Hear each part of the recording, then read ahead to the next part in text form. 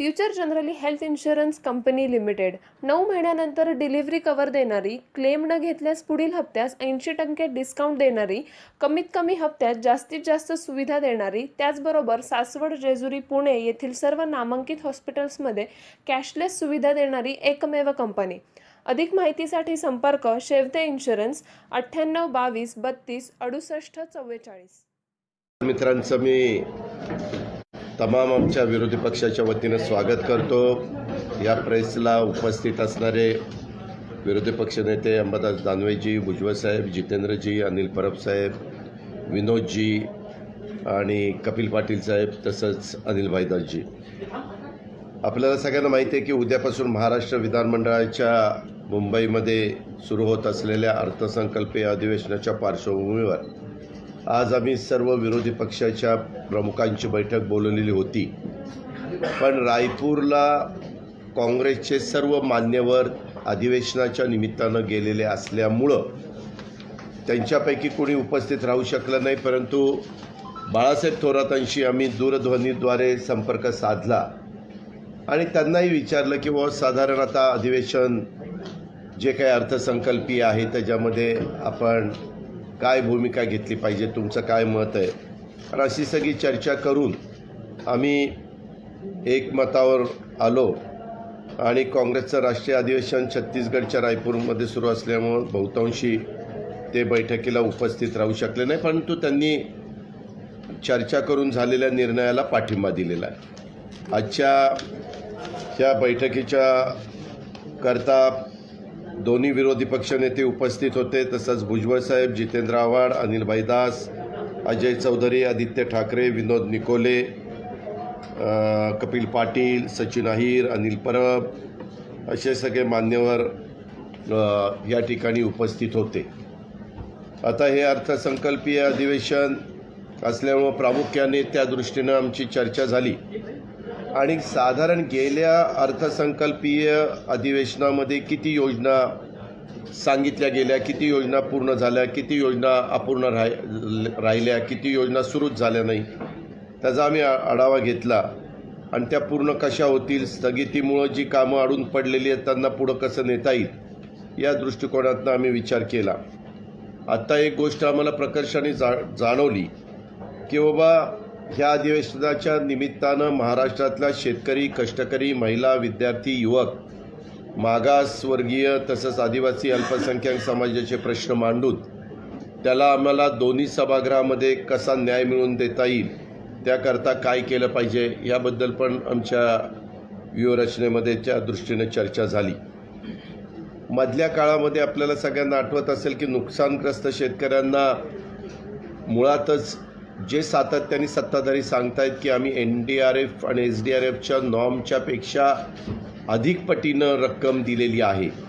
आम्ही ज्यावेळेस सगळेजणं महाराष्ट्रातल्या वेगवेगळ्या शहरामध्ये आणि ग्रामीण भागामध्ये फिरत असतो त्यावेळेस जाहीर केलेली मदत अद्यापपर्यंत सर्व दूरपर्यंत पोहोचलेली नाही आहे आणि त्याच्यामुळं आत्महत्या शेतकऱ्यांच्या वाढत आहेत, त्यावर पण चर्चा झाली. शेतीचा खर्च वाढला आहे आणि शेतीमालाला मात्र किंमत राहिलेली नाही आहे. पत्रकार मित्रांनो, मी आपल्याला एक उदाहरण पण देतो. या बाबतीमध्ये आम्हाला एका शेतकऱ्यांनी संपर्क साधला. त्या शेतकऱ्याचं नाव आहे सोलापूर मार्केट यार्डात बार्शीचे शेतकरी राजेंद्र चव्हाण आणि यांनी 17 फेब्रुवारीला 512 किलो कांदा विकला, म्हणजे 5 क्विंटल 12 किलो आणि त्याला किलोला 1 रुपयाप्रमाणे भाव आला. ट्रान्सपोर्ट, हमाली, तोलाई वजा जाता व्यापाऱ्यांनी 10 पोती कांद्याचे त्याला 2 रुपयाचा चेक दिला. 2 रुपयाचा चेक. राजेंद्र तुकाराम चव्हाण ₹2 अदा केले, कॅश हे दिलेलं आहे आणि ते पण जवळपास 3 आठवड्यांनी दिला. त्याचा कांदा गेला हा किती तारखेला गेला,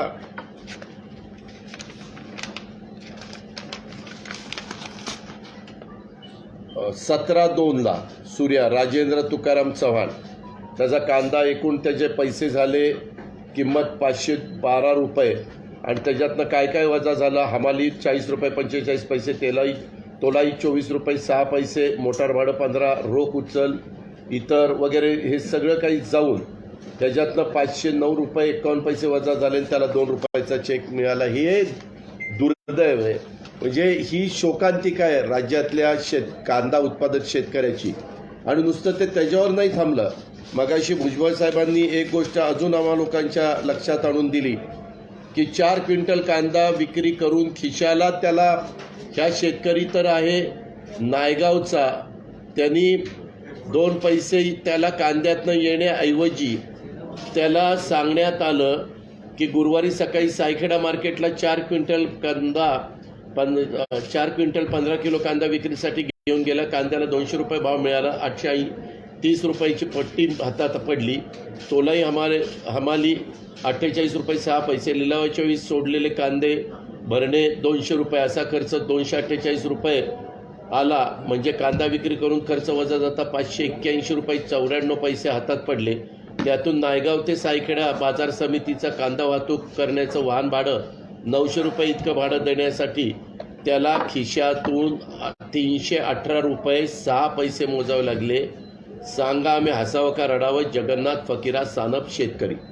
आणि तो हा तर शेतकरी राजेंद्र चव्हाण, तो आत्ता म्हणला की जर 2 रुपये मला राहणार असतील तर मी जागायचं कशाला? मला जर कुणी सरकार मदतच करणार नसेल आणि आमच्या संदर्भामध्ये कुणी लक्षच देणार नसेल तर ह्या पावत्या आहेत, ह्याच्यामध्ये कुठंही अतिशयोक्ती नाही. आणि त्याच्यामध्ये हा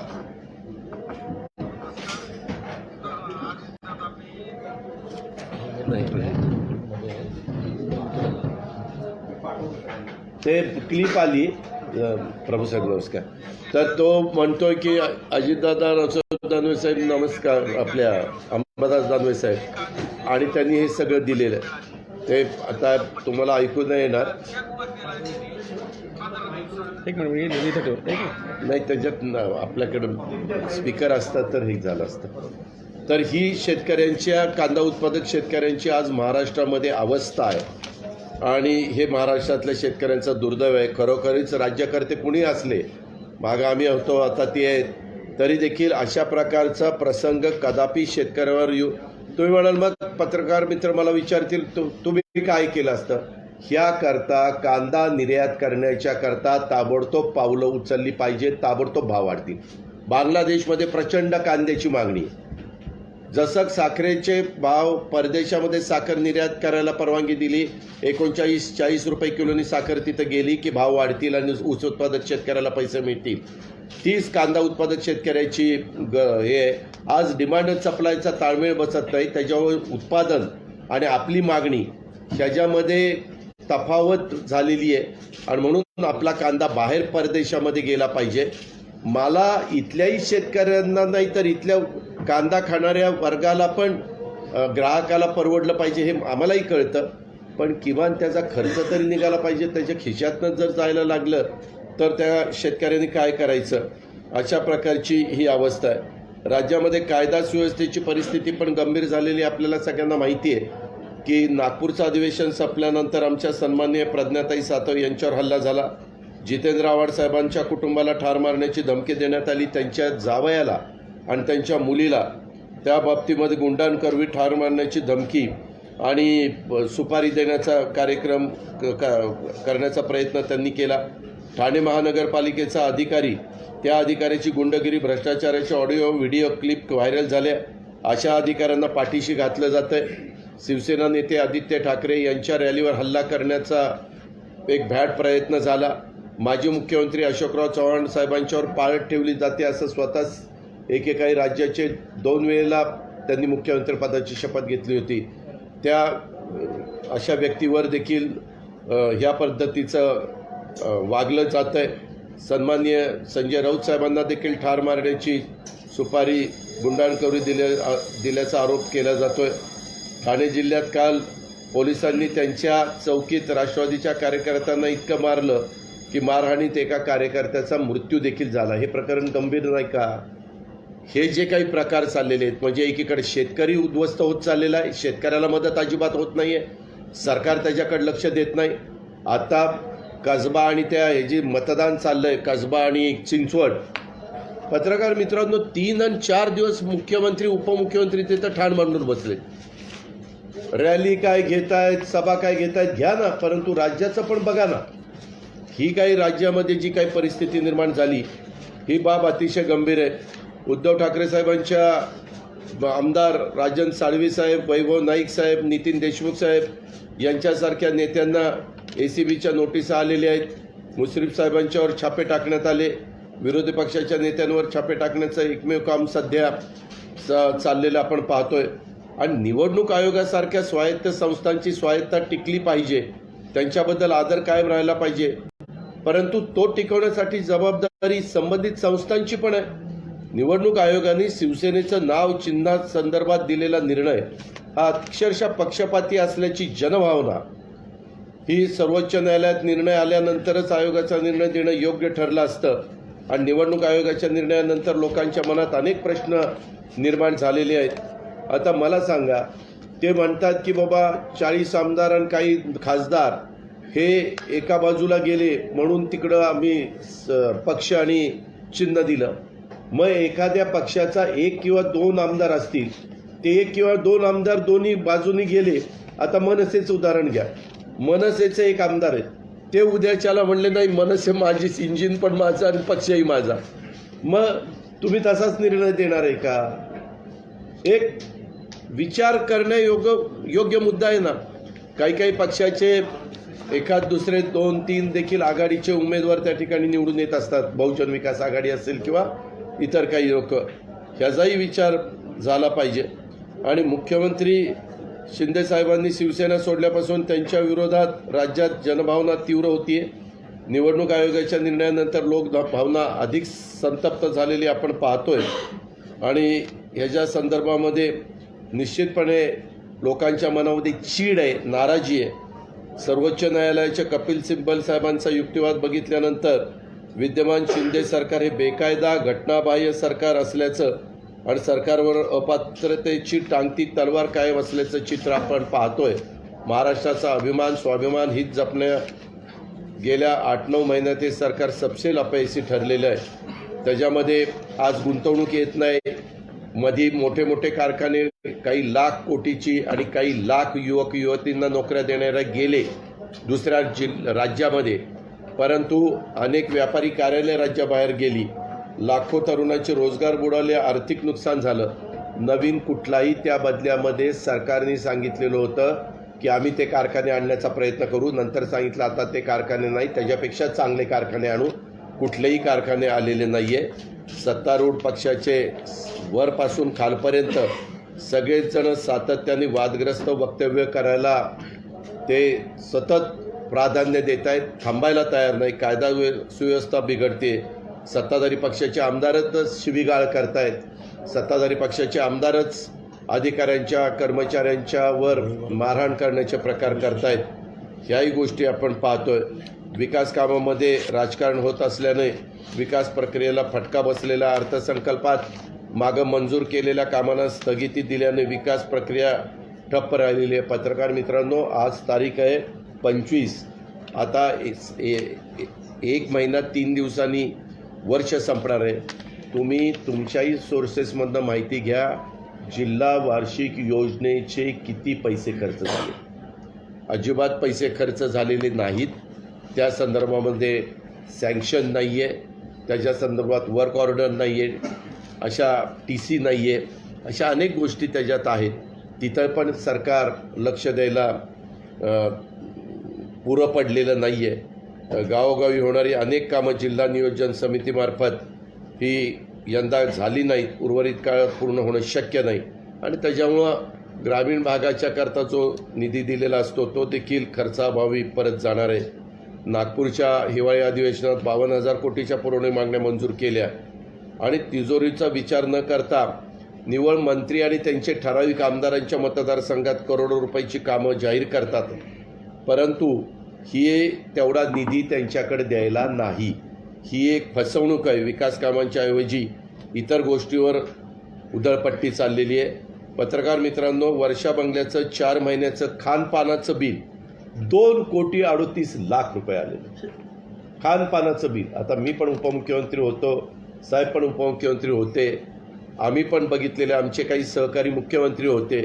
खानपानाचं बिल 4 महिन्यात 2,38,00,000 रुपये. असं काय काय चहामध्ये रोज 2.5 लाख रुपये. नाही हेच घातलं होतं काय, सोन्याचं पाणी बिणी घातलं होतं का काय कळायला मार्ग नाही.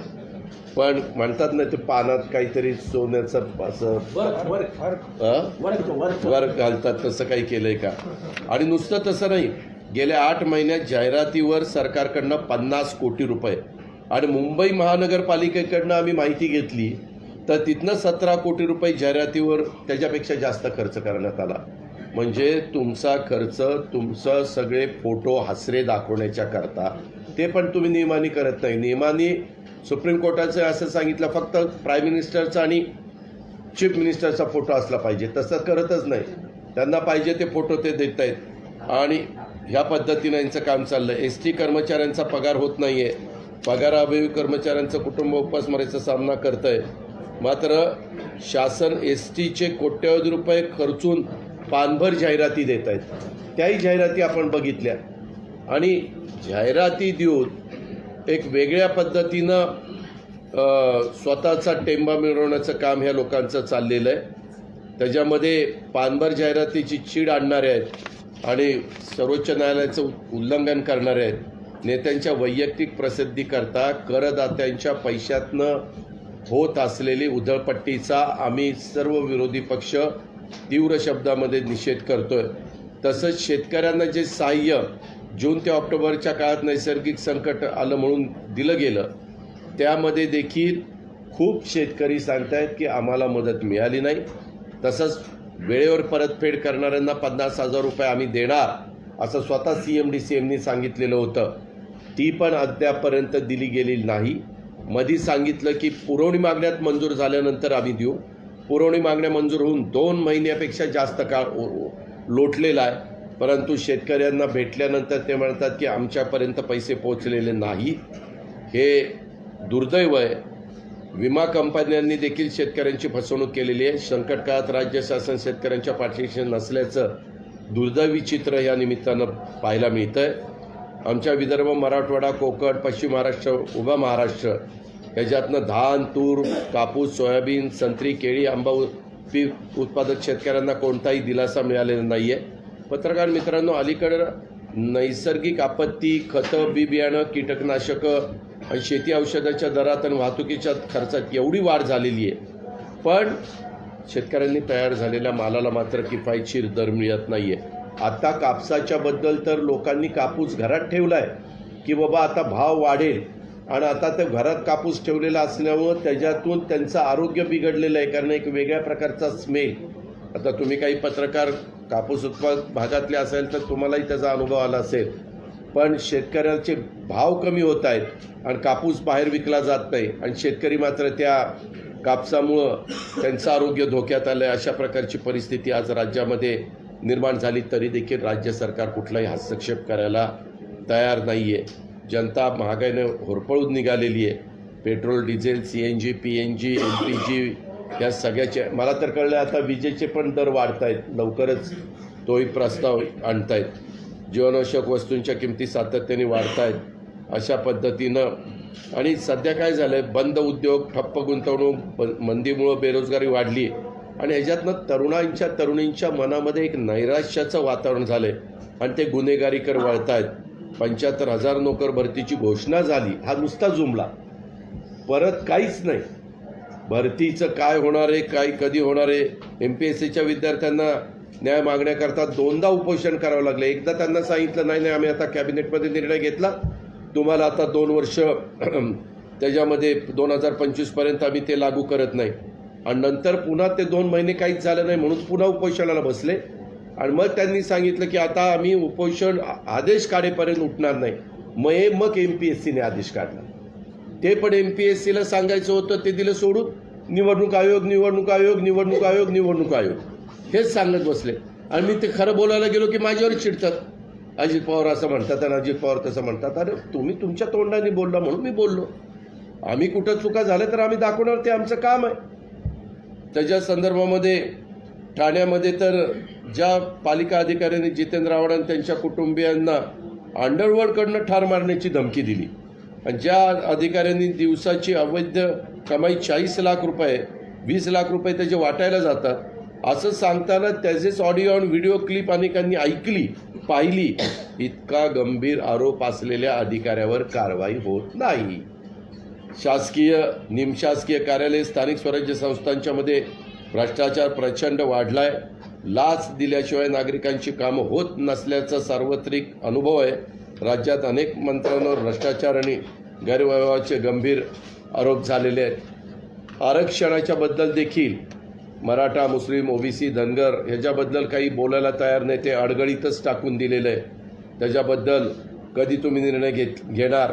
ओबीसीचं तर जसं बिहार सरकारच्या धर्तीवर ओबीसीची जनगणना झाली पाहिजे म्हणून मागं आम्ही मागणी केली, आता पुनर्मागणी आज पुन्हा करतोय किंवा ते करा.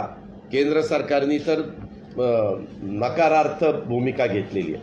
आता केंद्राकडे दाखवून चालणार नाही म्हणून बिहारनी नितीश कुमारांच्या सरकारने ते केलं.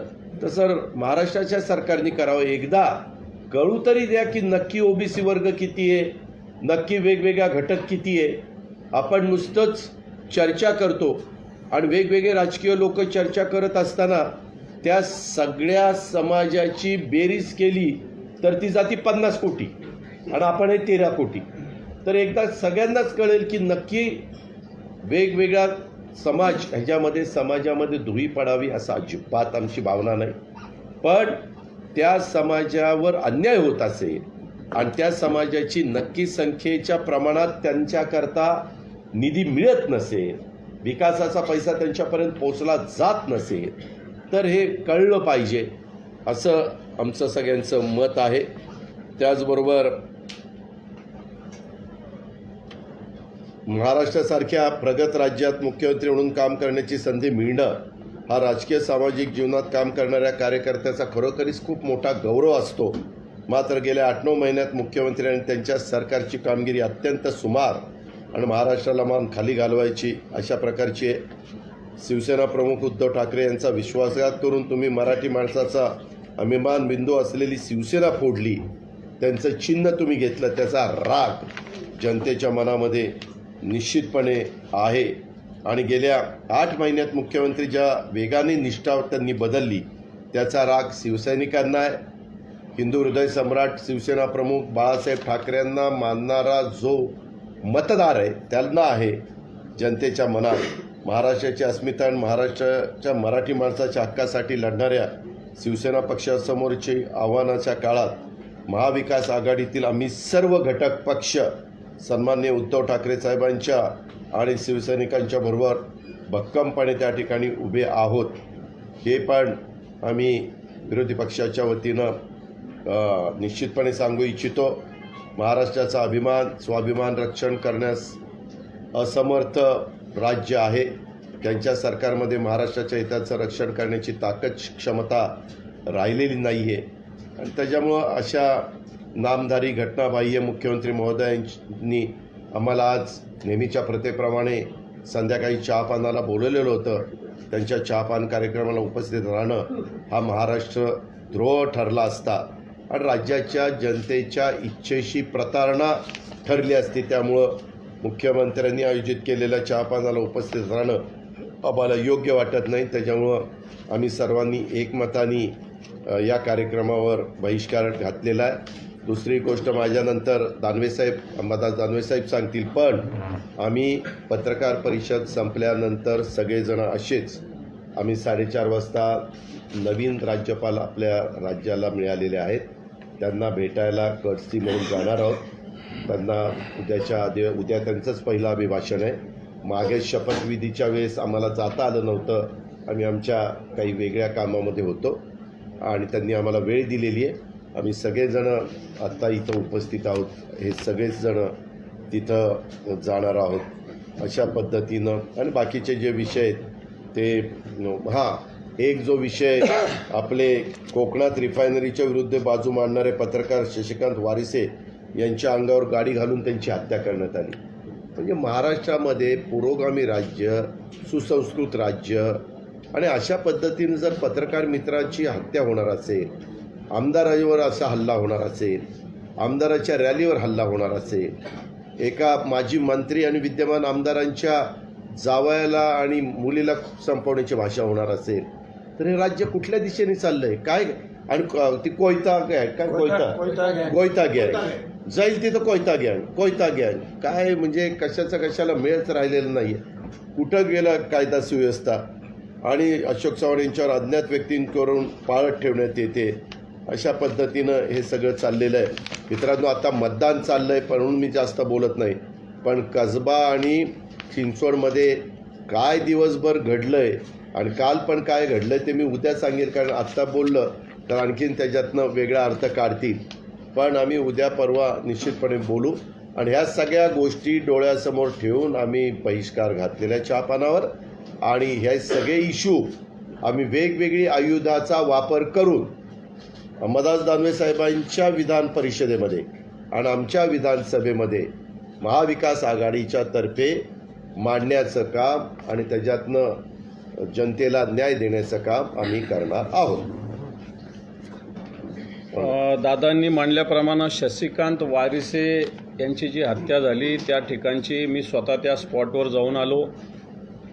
त्या ठिकाणी जिथं हत्या झाली अक्षरशः 150 मीटर शशिकांत वारिसेंना फरफडत नेलं दादा, असं फरफटत. आणि त्या रोडचे सगळेच्या सगळे CCTV कॅमेरे नेमके त्यावेळेस सगळेच्या सगळे बंद होते. आणि तपास करणारे जे लोक आहे, ज्या भागातले लोक आहे त्यांच्यावर दबावसुद्धा आणला जातो. हा एक कायदा सुव्यवस्थेचा भाग आहे. दुसरा, जे सदा सरवणकर यांनी गोळीबार गणपतीच्या काळात केला होता त्यांचं पिस्तूल जप्त झालं होतं आणि ते फॉरेन्सिक लॅबने त्याच्यात सांगितलेलं आहे की हे याच्यातून जे काडतूस आहे ते याच पिस्तूलचे. अजूनपर्यंत सदा सरवणकरावर कोणत्याही प्रकारची कारवाई अजूनपर्यंत झालेली नाही. हे सगळं होत असताना महाराष्ट्र राज्य विद्युत मंडळ म्हणजे MSRDCL आहे, याचं प्रायव्हेटायझेशनची सुद्धा काही हालचाली, मुद्दाम जे नफ्याचं क्षेत्र आहे हे अदानी समूहाला देण्याचं एक सरकारचं घाटत आहे. ज्यावेळेस आमचं सरकार होतं त्यावेळेस ST महामंडळाच्या पगाराविषयी वेगवेगळ्या पद्धतीनं आंदोलनं झाली. वेगवेगळ्या पद्धतीनं म्हणजे पवार साहेबांच्या घरापर्यंत आंदोलक पोहोचले. पगाराच्या विषयी हायकोर्टामध्ये सगळं सुस्पष्टपणे दिलेलं असताना आजही STच्या कर्मचाऱ्यांना पगार वेळेवर मिळत नाही. ही STची परिस्थिती आताच्या काळात आहे. जो अर्थसंकल्प महायुतीच्या काळात मंजूर झालेला होता त्याच्यापैकी 47% निधी आत्ता पण खर्च झालेला आहे. 53% निधी अजूनही पडू नये ही अशी परिस्थिती आहे. दावोसमध्ये जी गुंतवणुकीची परिषद झाली होती त्याच्यामध्ये सरकारने घोषणा केली होती जवळपास 1 लाख रोजगार निर्मिती करणार आणि 1,40,000 कोटी रुपयाची MOU केल्याचं सांगितलं होतं. परंतु या संदर्भात अजूनही पुढं काय झालं, त्याची अंमलबजावणी झाली का, हाय पॉवर कमिटीची मिटिंग झाली का, अशी कोणती सुस्पष्टता अजूनही सरकारने केलेली नाही. दुसऱ्या एका महत्त्वाच्या विषयाकडे मी लक्ष वेधू इच्छितो की परवाच्या दिवशी औरंगाबादचं नाव संभाजीनगर झालं आणि उस्मानाबादचं नाव धाराशिव झालं. याच्यात केंद्राचा एक वेगळा आदेश आहे आणि राज्याच्या सामान्य प्रशासन विभागाने एक वेगळा आदेश काढलेला आहे. केंद्राचा जो आदेश आहे त्याच्यामध्ये असं म्हटलेलं आहे की government of India has no objection to change the name of city Aurangabad at Chhatrapati Sambhajinagar in district Aurangabad Maharashtra. आणि अशाच पद्धतीचं उस्मानाबादविषयी सुद्धा म्हटलेलं आहे की Osmanabad as Dharashiv in the district of Osmanabad Maharashtra. अशा प्रकारे याचाच अर्थ संभाजीनगर तालुका जिल्हा औरंगाबाद म्हणावा लागेल का, असा प्रश्न मी सरकारला विचारलेला होता. त्याच्यावर सरकारने सामान्य प्रशासन विभागाने या संदर्भात खुलासा केलेला आहे. परंतु केंद्राचा एक आदेश आणि राज्याचा एक आदेश वाटतं हा चुकीचा आहे. याच्यात पूर्णपणे केंद्र निर्णय घेणारं असतं आणि म्हणून केंद्राच्या आदेशात अशा पद्धतीनं चूक आहे. मला वाटतं हा केंद्राचा आदेशसुद्धा दुरुस्त करण्याची आवश्यकता आहे. खऱ्या अर्थानं शिवसेना प्रमुख मान्य बाळासाहेब ठाकरे यांनी 9 मे 1988ला औरंगाबादचं नाव संभाजीनगर जाहीर केलं होतं आणि ही शिवसेना प्रमुखाचं हे स्वप्नसुद्धा साकार झालं. आणि याची सुरुवात खऱ्या अर्थानं उद्धवजी ठाकरे साहेब, अजितदादा पवार, बाळासाहेब थोरात यांच्या नेतृत्वाखाली जी कॅबिनेट होती या कॅबिनेटने निर्णय घेतला होता. आणि याच्यानंतर आता काही जण क्रेडिट घेण्याचा प्रयत्न करतील तर माझा त्यांना प्रश्न की त्यांचंही सरकार म्हणजे आम्ही त्याच्यात होतो 2014 ते 2019 पूर्ण सरकार असताना सुद्धा संभाजीनगरचा निर्णय होऊ शकलेला नव्हता. परंतु ज्यावेळेस महाविकास आघाडीचं सरकार होतं त्यावेळेस संभाजीनगरचा निर्णय झालेला आहे आणि आता त्याला केंद्राने मान्यता दिली, परंतु केंद्राने याच्या सुधारित आदेश काढण्याची आवश्यकता आहे. या सगळ्या विषयाबरोबर कांदा, कापूस, जसं दादांनी कांद्याचा मुद्दा मांडला, कांद्याचा, कापसाचं सुद्धा सरकारचं धोरण, आयातीचं धोरण चुकलेलं आहे, चुकत आहे. आज कापूस 12,000 14,000 पर्यंत गेलेला होता, परंतु तो 7,000 7,500 पर्यंत आलेला आहे. आणि याच काळामध्ये केंद्राने कापसाला ऑस्ट्रेलियातून कापूस आयात करण्याला परवानगी दिलेली आहे. कित्येक लाखो गाठी कापसाच्या आयात केल्या जातात. मला वाटतं हा निर्णय खऱ्या अर्थानं शेतकऱ्याच्या पोटावर पाय देणार आहे. एकीकडे कांदा निर्यात करण्याची आवश्यकता असताना, जगामध्ये कांद्याची मागणी असताना कांदा निर्यात केला जात नाही. एकीकडे कापसाची आयातीची गरज नसताना कापूस आयात केला जातो. याचाच अर्थ सरकार केंद्राचं असेल किंवा राज्याचं असेल हे शेतकऱ्याच्या विरोधात वागतंय. आणि म्हणून येणाऱ्या अधिवेशनामध्ये शेतकऱ्यांचा विषय घेऊन, बेरोजगार तरुणांचा विषय घेऊन, येणाऱ्या काळात आम्ही निश्चित पत्रकारावरील हल्ले हे सगळे विषय घेऊन निश्चित या सरकारला जबाब विचारू आणि दे माय धरणी ठाय करण्याचा प्रयत्न महाविकास आघाडी म्हणून सगळे मिळून करण्याचा प्रयत्न करण्याचा निर्णय आजच्या आमच्या सगळ्या विरोधी पक्षाच्या बैठकीत झालेला आहे.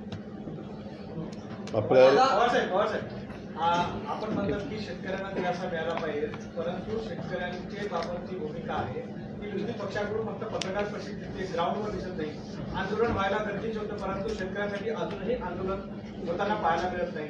मग तुम्ही कसं म्हणतात की शेतकऱ्यांना फक्त मागणी करून दिलासा मिळेल? आम्ही मागणी आंदोलन चालू आहे. तुम्हाला नाशिकमध्ये तुम्हाला आंदोलन दिसले नाही? नाशिकमध्ये रस्ते बंद केले, बुलढाण्यामध्ये रस्ते बंद केले. काय होतंय, रस्ते बंद केले की सर्वसामान्य बाकीचं ट्रॅफिक तिथं जाम होतं. शेवटी आंदोलन करत असताना चक्काजाम करून सगळं स्तब्ध करता येईल, सगळं थांबवता येईल. परंतु ते थांबलं तर इतर ज्यांचा त्याच्याशी संबंध नाही अशा लोकांच्यावर अन्याय होतो. आम्ही राज्यकर्ते म्हणून काम केले ना, त्याच्यामुळं ह्या तर 2 रुपयाचा चेक आणि हे तर काही खोटं नाही आहे. हे जर सांगितल्यानंतर त्यांना त्यांचं काम करायला पाहिजे. आंदोलन ऑलरेडी चालू आहे, आंदोलनं होत आहेत. आता तुम्हाला ती क्लिप जर तुम्ही वाचली ऐकली असती तर तो सरळ मला विचारतोय की आता काय आम्ही आत्महत्या करावी का काय, आणि आत्ताही आंदोलनं चालू आहेत. दादा, याला जोडून एक प्रश्न आहे. मागच्या वेळी मागणी झाली होती की ओला दुष्काळ जाहीर करा, पण ते प्रकरण सगळं निकषांमध्ये अडकलं. निकष कोणते द्यायचे कोणते नाही द्यायचे याच्यावरून ते प्रकरण सुरू होतं. कुठलं ओला दुष्काळ मागच्या वेळी ओला दुष्काळाचं प्रकरण होतं, त्यावेळी विरोधी पक्षाने म्हणून तुम्ही मागणी केली होती की ओला दुष्काळ जाहीर करा. ते प्रकरण निकषांमध्ये अडकलं की नक्की तुम्ही सांगितलेले निकष लावायचे, एनडीआरएफचे आधीपेक्षा जे निकष होते ते एक्सटेंड करायचे. त्यातून मदत कितपत मिळाली याबद्दल अजूनही शंकाच आहे. आता कांद्याच्या बद्दल विरोधी पक्ष आहे म्हणून तुम्ही नक्की कशा पद्धतीने आश्वस्त कराल सगळ्यांना की हे सुद्धा सेटल आउट होऊन जाईल? आमचं तेच म्हणणं आहे की ताबडतोब केंद्राशी यांनी बोलावं. अशा प्रकारचा प्रसंग UPA सरकार असताना 10 वर्षामध्ये ज्या ज्या वेळेस आला त्यावेळेस भुजबळ साहेबांनी इथनं नुसता फोन करून पवार साहेबांना सांगितलं, किंवा कांदा उत्पादक शेतकऱ्यांनी तिथलं जे काही मार्केट कमिटी त्यांनी सांगितलं तरी साहेब ताबडतोब तिथं मिटिंग घेऊन आपल्याला आता कांदा निर्यात केला पाहिजे, कांदा निर्यात केला तरच डिमांड सप्लायचा ताळमेळ राहील. मी तर प्रेसमध्ये तुम्हाला आधीच सांगताना सांगितलं की अशा प्रकारचा मार्ग काढता येतो. आत्ता दुधाचे भाव पुन्हा उद्याच्या 1 तारखेला 5 रुपयांनी वाढतात. का वाढतात? कारण उन्हाळ्यामध्ये दूध जेवढं जनावरांना हिरवा चारा मिळायला पाहिजे तेवढा मिळत नाही आणि दुधाचं उत्पादन घटतं, त्याच्यामुळं दुधाचे भाव वाढतात. आता ते दुधाचे भाव मागं तर एकदम खाली आले होते, परंतु आता बऱ्यापैकी त्याच्यावर त्या दूध उत्पादक शेतकऱ्यांचं आता बरं चाललेलं आहे. तशा पद्धतीनं कांदा निर्यात करायला त्यांनी ताबडतोब मान्यता द्यावी, हस्तक्षेप करावा. त्याच्यामध्ये स्वतः सरकारनी उतरावं आणि सरकारनी त्या कांदा खरेदी करावी. त्यांची ती एक संस्था आहे नाफेडला हस्तक्षेप करायला लावावा. आंदोलनाच्या बाबतीत शेतकरी संघटनेचे रविकांत तुपकर यांनी एक प्रभावी आंदोलन बुलढाण्याला केलं. तुम्ही आंदोलन विषयावर बोलले. आंदोलकांना एवढी मारहाण झाली, लाठीचार्ज झाला, त्यांना जेलमध्ये टाकलं गेलेलं आहे. आंदोलक हे कापसाच्या विषयावर सातत्यानं आवाज उठवतात, म्हणजे शेतकऱ्यांना शेतमालाला भाव मिळाला पाहिजे याविषयी. रविकांत तुपकरांना स्वतःला जेलमध्ये टाकलेलं. त्यामुळे तुम्ही जे म्हणता आंदोलन, हे आंदोलनं चालू आहे. सगळ्या पक्षाचे महाविकास आघाडी चालू आहे, कुठं जिल्ह्यात चालू आहे, कुठं तालुक्यात चालू आहे. परंतु ते मुंबईला झालं नसेल एवढं सत्य आहे, परंतु ग्रामीण भागात अशी आंदोलनं चालू आहेत. आमरे सगळं मराठी उद्या पाहिला. मुख्यमंत्री आणि महिलांचं फायर ब्रिगेड प्रवेशासाठी किंवा बढतीसाठी जे आंदोलन तिथे झालं होतं तेव्हा महिलांवर पण लाठीचार्ज केले होते. म्हणजे कोणी दखल घेतली? म्हणजे एका बाजूला तुम्ही नोकरी देणार असं म्हणताय आणि त्या अगोदरच काहीतरी तिथे गडबड झाली असल्यामुळे ते बाहेर आल्यावर नाही, दखल कुणी घ्यायची? दखल सरकारने घ्यायची असते कुठल्याही बद्दल. आता MPSCचं परवा जे पुण्यामध्ये झालं, त्याच्या आधी पण एकदा झालं, त्यावेळेस दुसऱ्यांदा झालं, तेव्हा बहुतेक सगळे महाविकास आघाडीचे लीडर लोक, जयंत पाटील असतील, नाना पटोले असतील, सचिन नाईर असेल, अनेक जण तिथं गेले. नंतर रात्री उशिरा पवारसाहेब पण तिथं गेले. त्यांनी मुलांनी सांगितलं आम्ही उठणार नाही. साहेबांनी फोन केल्यानंतर सरकार म्हणलं, म्हणजे स्वतः मुख्यमंत्री म्हणले की मी तशा पद्धतीनं आदेश काढतो, आणि नंतर आदेश निघाल्यानंतर सुटले. माझं म्हणणं ते आधी पण झालं होतं ना 2-2.5 महिन्यापूर्वी. मग एकदा सांगितल्यानंतर उठले असते तर परत मुलांना त्यांचा अभ्यास सोडून आंदोलन करावं लागलं नसतं ना. मी फायर ब्रिगेडच्याच धर्तीवर हे सांगतोय की आंदोलन केल्यानंतर निर्णय विरोधी पक्ष नेता घेतो का? विरोधी पक्ष घेऊ शकतो का? नाही घेऊ शकत. आम्हाला फक्त वेगवेगळ्या आयुधाचा वापर करून अहिंसेच्या मार्गाने आंदोलन करूनच त्याला न्याय कसा मिळेल हे पाहावं लागतं. तशा प्रकारे या बाबतीमध्ये देखील आपण म्हणताय तसं सरकारने तिथं लक्ष दिलं गेलं पाहिजे. सरकार अशा मुद्द्यांकडं लक्ष देण्याच्या ऐवजी जे मुद्द्याला इतकं महत्त्व देण्याची गरज नाही तिकडंच त्यांचं जास्त लक्ष चालू राहत आहे, ही वस्तुस्थिती आहे. आता महाविकास फडणवीस सरकारच्या आता रोज पेपरला वेगवेगळ्या मार्गावर येत आहेत. 2 दिवसापूर्वी उद्धव ठाकरे यांनी मध्यावधी निवडणूक लागेल अशी संकेत दिले. मला वाटतं या सगळ्या गोष्टी मध्यावधी नाही. मी मागे असं म्हणलो की ज्या प्रकारे यांचं चाललंय बघा, आज केंद्रातलं जे सरकार आहे त्याच्यातले प्रमुख मान्यवर अनेकदा म्हणले की देशात सातत्याने वेगवेगळ्या राज्याच्या निवडणुका, देशाची निवडणूक हे वेगवेगळं करण्यापेक्षा एकाच दिवशी राज्याच्या आणि केंद्राच्या निवडणुका व्हाव्यात असं मागं पूर्वी घडायचं. 99 साली आपल्या महाराष्ट्रामध्ये घडलेलं होतं. युतीचं शासन होतं मुंडे साहेबांचं आणि राणे साहेबांचं, आणि 6 महिने आधी त्यांनी निवडणुका घेतल्या आणि 99ला दोन्ही निवडणुका एकत्र आल्या. आत्ता पण हे सरकार त्यांच्या निवडणुका 6 महिन्यांनी विधानसभेच्या घ्यायच्या ऐवजी लोकसभेच्या निवडणुका ज्यावेळेस लागतील त्याच वेळेस ह्याही निवडणुका घेण्याची शक्यता नाकारता येत नाही. तुमच्या लक्षात आलं का? लोकसभेच्या बरोबर विधानसभा घेतील असं साधारण एकंदरीत चित्र पाहिल्यानंतर वाटतंय.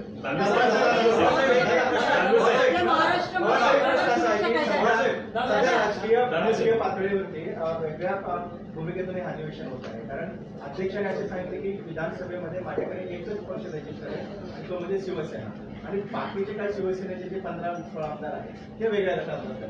सभागृहात जर आता बसायचं असेल तर अशा प्रकारे जी पेच निर्माण झालेली आहे, या आमदारांचा आसन क्षमता कशी असेल, आसन कुठं दिलं जाईल, सत्ताधाऱ्यांच्या बाजूला दिलं जाईल, गट वेगळा करावा लागेल, आणि वरच्या सभागृहामध्ये मुख्यमंत्री शिवसेनेचा, विरोधी पक्षनेता शिवसेनेचा आणि उपसभापती शिवसेना असं एक वेगळा पेच निर्माण झाला. अशा परिस्थितीत विरोधी पक्ष म्हणून तुमच्या सोबत जाताना त्यांच्या अडचणीला सामोरा ह्या संदर्भामध्ये आम्हाला विधानसभा अध्यक्षांच्या वेळ घेऊन, जसं आत्ता आम्ही राज्यपालांना खडसे म्हणून भेटायला चाललो आहे, मागे देखील असा प्रसंग आलेला होता, त्यांनाच भेटावं लागेल आम्हाला.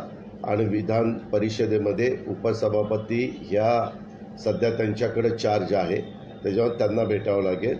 त्या दोघांना भेटून बाबा हे असा प्रसंग निर्माण झालेला आहे, ह्याच्यातनं मार्ग काढा. ह्याच्या पाठीमागच्या काळामध्ये देखील अनेकदा अशा प्रकारचे प्रसंग झालेले, त्याचे दाखले घ्यावे लागतील. किंवा 1960ला आपला महाराष्ट्राची निर्मिती झाल्यानंतर जी काही अधिवेशन झाली त्याच्यात असे प्रसंग आले, त्यावेळेस काय काय झालं आहे, मागे पण काँग्रेसमधनं राष्ट्रवादी बाजूला गेली, त्यावेळेस दोन्ही विरोधी पक्ष नेते पिचड साहेब आणि भुजबळ साहेब होते, असे प्रसंग आलेत ना. तशा पद्धतीनं स्वतः नार्वेकर साहेबांना आणि नीलमताईंना भेटून आम्ही त्यांना आमची वस्तुस्थिती लक्षामध्ये आणून देऊ. मागे देखील आम्ही आणून द्यायचो आणि ते त्याच्यातनं काही ना काही मार्ग काढायचे, तसा मार्ग काढतील. साठी महाविकास आघाडी आग्रही राहील, कारण की हे पण रिक्त आहे. आताचं संख्याबळ पाहिलं तर महाविकास आघाडीचं कॅल्क्युलेशन जास्त आहे. त्या संदर्भामध्ये आत्ता काय झालं आहे ते 12चं अजून सुप्रीम कोर्टाने थांबवलेलं आहे, म्हणजे कोणाचा राज्यपाल नियुक्ताचा. आता बऱ्याच जागा म्हणजे स्थानिक स्वराज्य संस्थांच्या निवडणुका न झाल्यामुळं त्यांचं प्रतिनिधित्व करणारा जो आमदार असतो ते बरेचसे आमदार सध्या जागा रिक्त असल्यामुळं तिथं होत नाही. आता हा जो मुद्दा आहे, इतकी तिथं संख्या 1/3 असते, 1/3च्या बरेच कमी लोक आहेत, जवळपास 20 का 22 लोक यांच्या सभागृहामध्ये कमी आहेत. आता 21-22 लोकच कमी असताना या निवडणुका घेणं कितपत योग्य अयोग्य याच्याबद्दलचा निर्णय शेवटी उपसभापती महोदया घेतील. पवार साहेब, कधी पोस्टर लागतात की आपण भावी मुख्यमंत्री होणार, आमच्याकडून शुभेच्छा आहे तुम्हाला. परंतु दुसरीकडे एक गोष्ट पाहायला मिळते की या दरम्यान उद्धव ठाकरे यांचं पक्षही गेलं, चिन्हही गेलं, तर आता महाविकास आघाडीमध्ये उद्धव ठाकरे यांची बार्गेनिंग पॉवर कमी होईल. अजिबात होणार नाही, उलट वाढलेली आहे. कारण त्यांच्याबद्दल जनतेच्या मनामध्ये इतकं एक मदतीचं वातावरण, सहानुभूतीचं वातावरण. उद्धव ठाकरे ज्यांच्या वडिलांनी सर्वदूरपर्यंत शिवसेना पोचवण्याचं काम केलं, मराठी माणसाला न्याय देण्याचं काम केलं, हक्क देण्याचं काम केलं, त्यांच्याकडनंच पक्ष काढून घेतला जातो आणि त्यांच्याकडनंच चिन्ह काढून घेतलं जातं आहे. हे अजिबात आवडलेलं नाही. आम्ही सगळेजण एक आहोत आणि मी मगाशीच तुम्हाला सांगितलं, पूर्ण महाविकास आघाडी ही उद्धव ठाकरे साहेबांच्या बरोबर आहे. दादा, महाराष्ट्रात पत्रकार सुरक्षा कायदा आहे.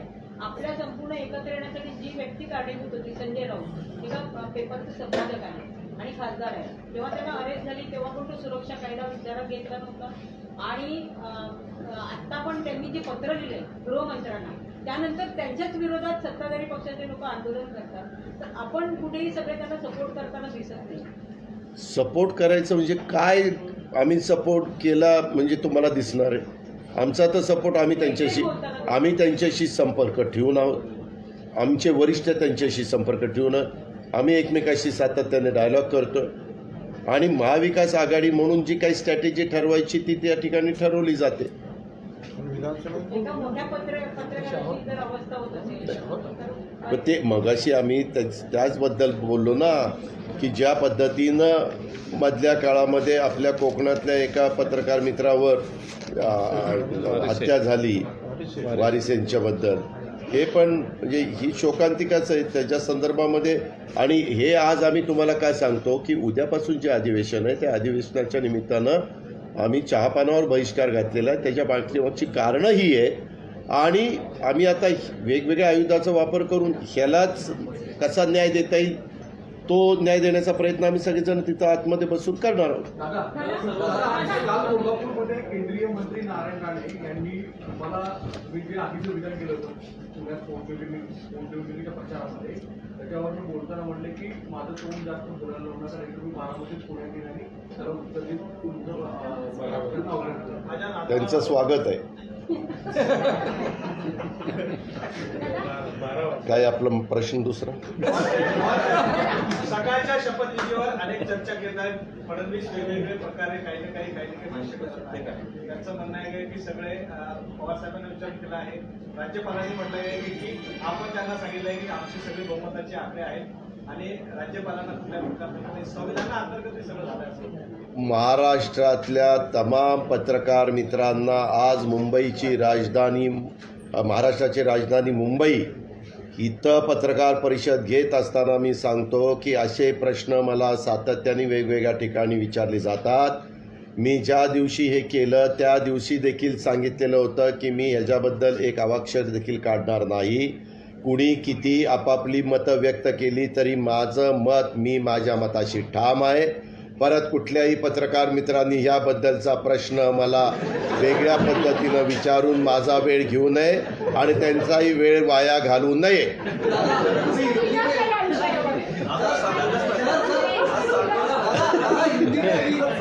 अरे चुप बैठो रे, हिंदी हिंदी आप दिल्ली जाओ, चलो दिल्ली जाओ.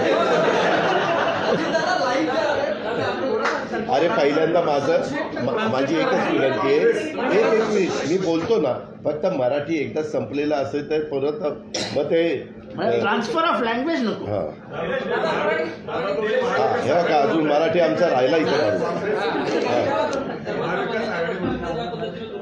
काय काय काय सर्वसामान्यांच्या प्रश्नांची ज्या पद्धतीनं सरकारचं दुर्लक्ष होतंय अशा पद्धतीची चर्चा आहे. तर दुसरीकडे प्रशासनामध्ये देखील प्रचंड नाराजी आहे. खास करून गृह खात्यामध्ये 6 ते 7 महिने झाले अनेकांच्या बदल्या झालेल्या आहेत, पोस्टिंग दिलेलं नाही.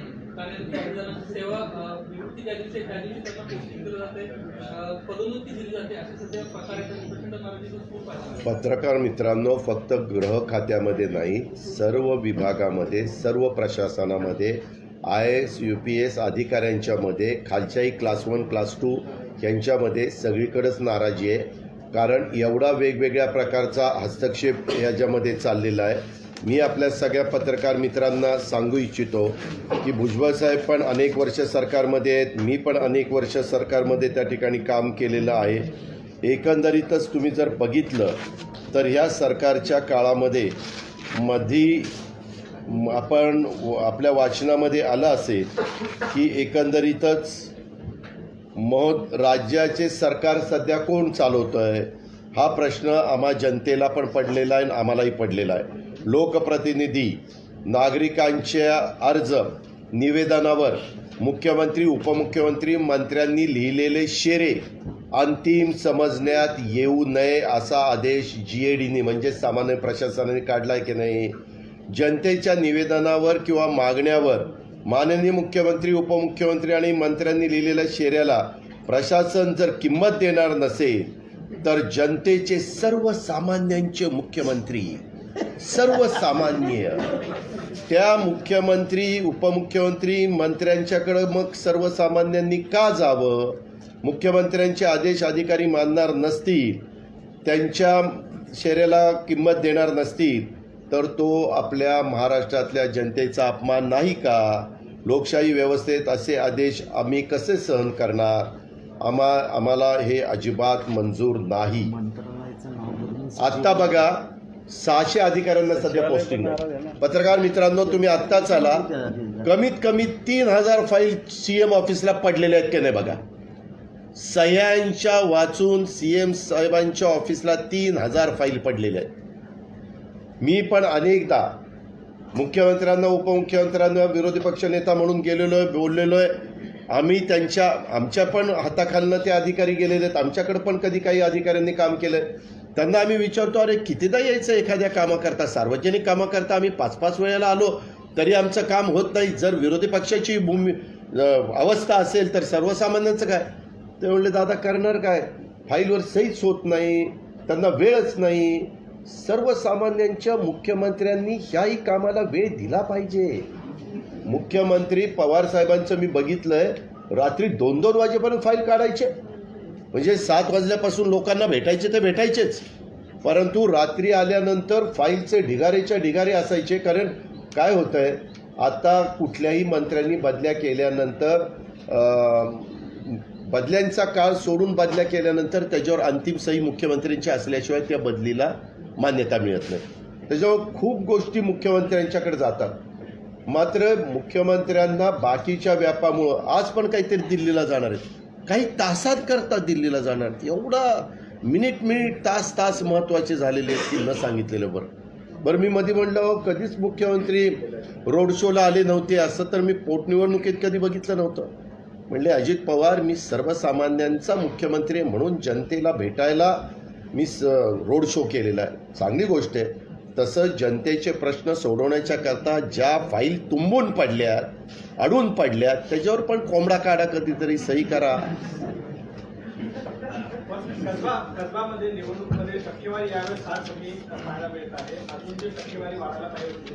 6 वाजेपर्यंत टक्केवारी वाढेल, काळजी करू नका. जरा दम काढा, जरा कळ काढा, जरा कळ काढा. महाविकास आघाडीचे कायम व्यक्तित्व आता दिसत हा धनंजय मुंडे यांच्या नावाने वेगळ्या नावाने नेहरू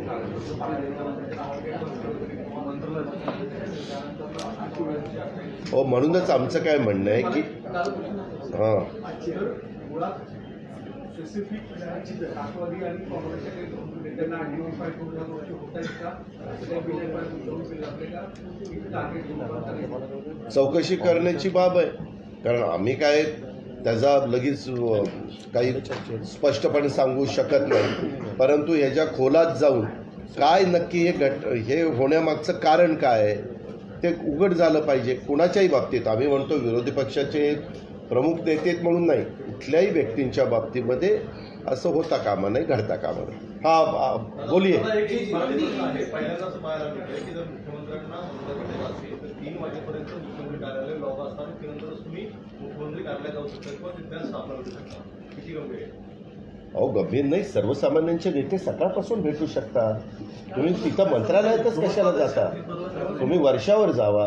वर्षावर जा तिथं जिथं कुठं असतील ते पुण्याला रोड शो करत असतील तर तिथं जावा, ठाण्याला असतील तर ठाण्याला जावा. त्यांनी पहिल्या भाषणात सांगितलं ना, मी जिथे असेल तिथे ऑफिस.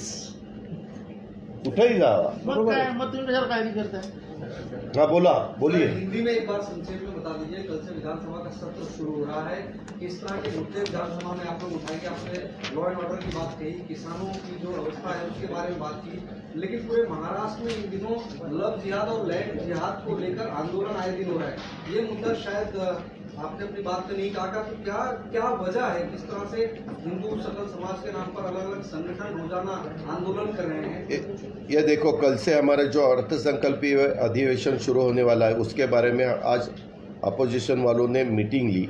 उसमें सब महाविकास आघाड़ी के मेंबर उपस्थित थे और उन्होंने ये तय किया है कि हमारे जो शेतकरी है, हमारे कष्टकरी है, महिला है, स्टूडेंट है, युवा शक्ति है, युवक युवती, बैकवर्ड क्लास हो, ट्राइबल क्लास हो, माइनॉरिटी क्लास हो, ये सब ओबीसी हो, ये सब जो लोग यहाँ अपने महाराष्ट्र में रहते हैं उनको न्याय देने के लिए जो भी इशू है वो इशू हम ये बजट अधिवेशन में निकालने वाले हैं.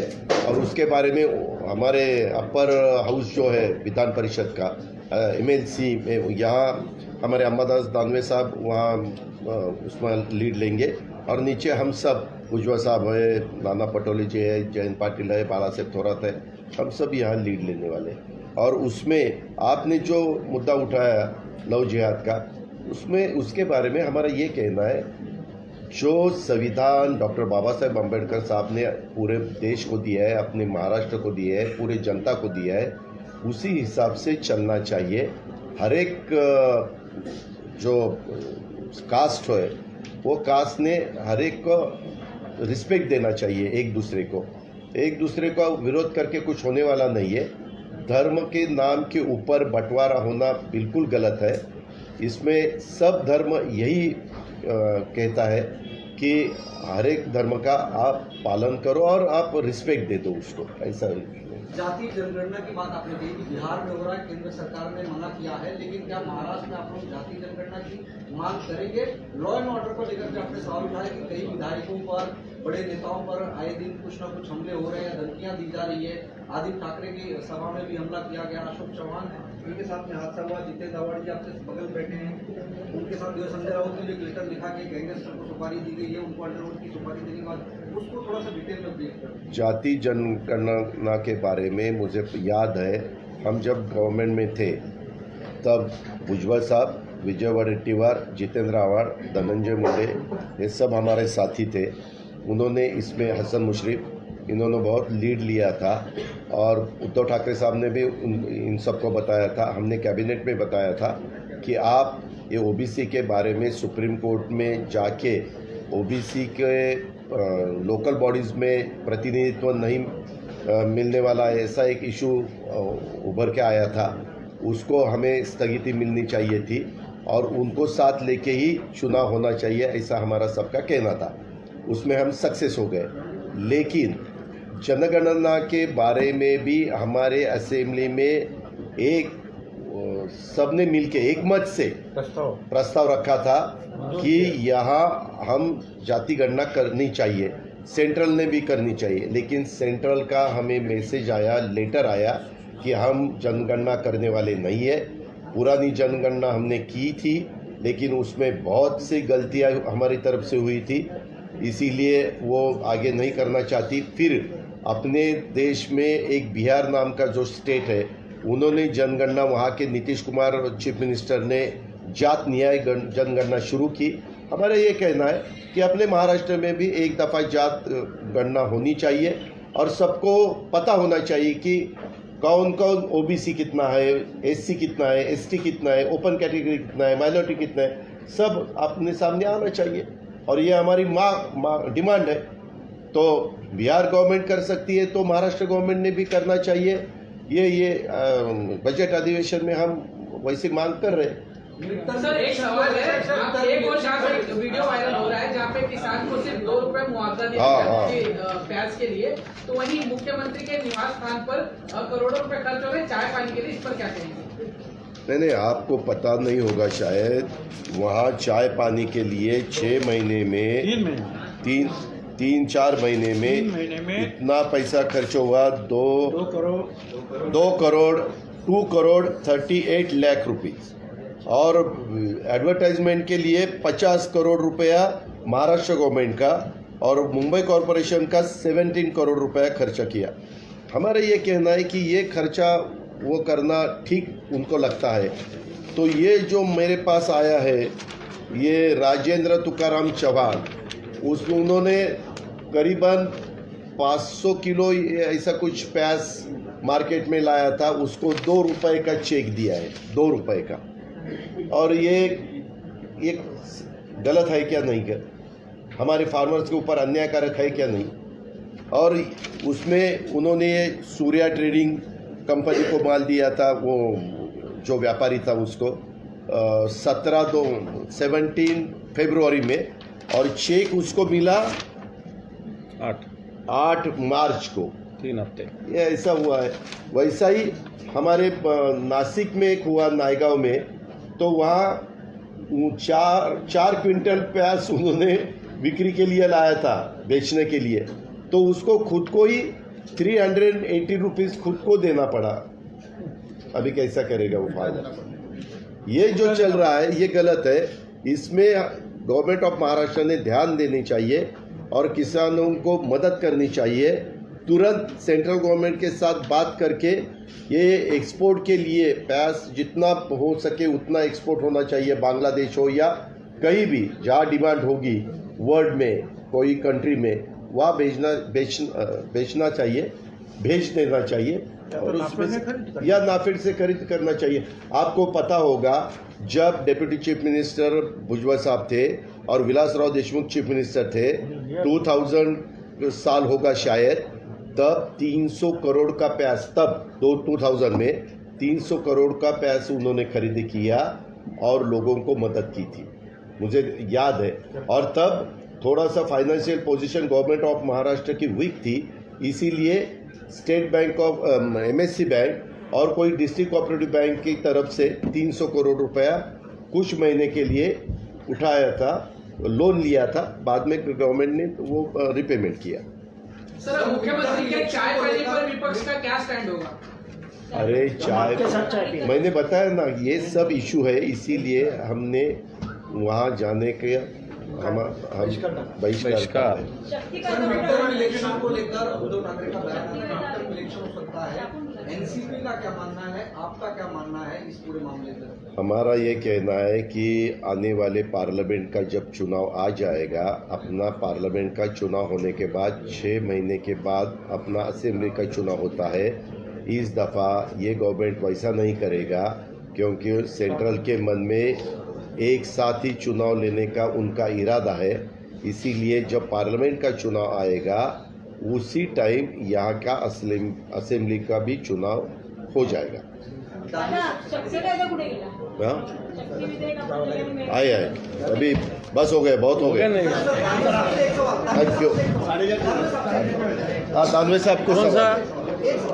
सर आप लोग शिवसेना उद्धव को रिप्रेजेंट कर रहे हैं, आप लोगों ने क्या एजेंडा बनाया है, क्या मुद्दे उठाए जाएंगे किसानों को लेकर, रोजगार को लेकर? आपके नेताओं को खासतौर पर आपकी पार्टी से जुड़े हुए नेता हैं, उनको धमकियां मिल रही हैं, उन्होंने आगे की सभा में किसानों के बारे में महाविकास आघाड़ी का कॉमन एजेंडा है जो अभी हम विधिमंडल इस सेशन में लेने वाले हैं।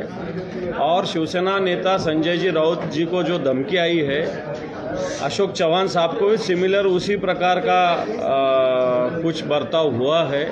हमारी एक सदस्य है विधिमंडल की प्रज्ञा सातो, उनको तो स्टेज पे एक गुंडे ने मार दिया है।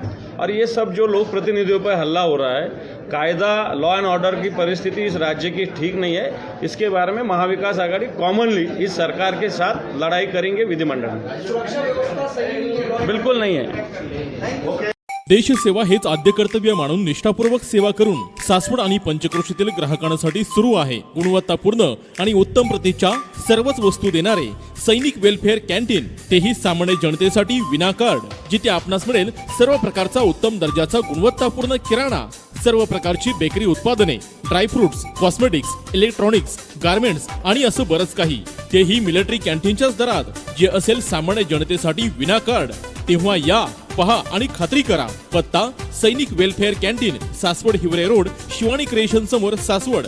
प्रोप्रायटर शरद यादव फौजी। मोबाईल 750 70 88 201 आणि 93 700 78 945।